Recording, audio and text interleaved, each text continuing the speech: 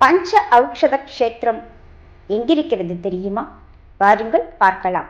குருவே சரணம். பொதுவாக ஆலயங்களின் சிறப்புகளை பற்றி சொல்லும் பொழுது மூர்த்தி, தலம், தீர்த்தம் என்று சொல்லி அவற்றின் சிறப்புகளை வரிசைப்படுத்துவது நமது இயல்பு. அவ்வகையில் 5 விதமான காரணங்களினால் ஔஷதம் என்கிற பெயரினை தாங்கி வந்துள்ள ஒரு ஆலயத்தின் சிறப்புகளை இந்த பதிவில் நாம் பார்க்கலாம். தலம் ஔஷதபுரி என்பது புராண காலத்து பெயர். தற்காலத்தில் மன்னிப்பள்ளம் என்று அழைக்கப்படுகின்றது. மூர்த்தி மூலஸ்தானத்தில் உறைந்தருளுகிற மூர்த்திக்கு ஔஷதபுரீஸ்வரர் என்பது புராண காலத்து பெயர்.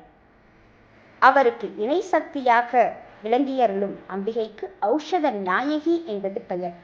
தற்காலத்தில் அம்பிகை ஸ்ரீ தைல நாயகி எனப்படும் தையல் நாயகியாகவும், சுவாமி ஸ்ரீ திருமேனி அழகர் எனப்படும் ஆதி வைத்தியநாத சுவாமி ஆகவும் அறியப்படுகின்றார். அடுத்தது ஔஷத விநாயகர். இவர் இந்த தலத்திற்குரிய விநாயகர்.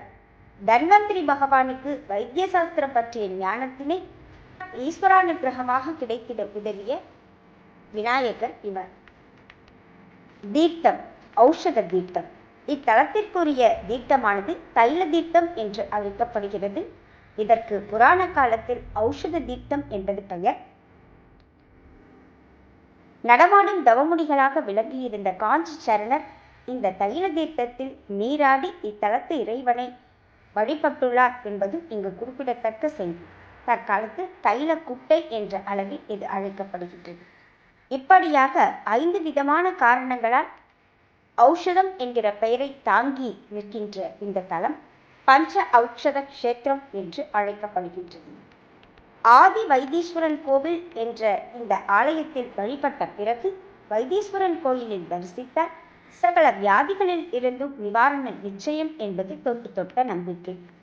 மயிலாடுதுறை மாவட்டம் ஆதி வைத்தியநாத சுவாமி விளங்குகின்ற மன்னிப்பள்ளம் என்ற கிராமத்தில் இத்தகு சிறப்புடைய ஆலயத்தினை நாம் தரிசிக்கலாம். குருவே சரணம்.